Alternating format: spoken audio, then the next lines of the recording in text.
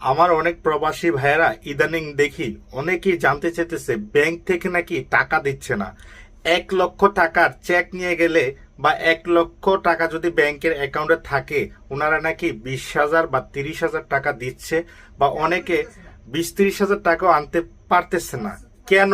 এটা আমি জানতে পারতেছি না। যদি কেউ জানেন বা কেউ যদি এই বিষয়ে জানেন বা জেনে থাকেন, অবশ্যই কমেন্ট করেন যে ভাই এই সমস্যাটা আরো কতদিন থাকতে পারে।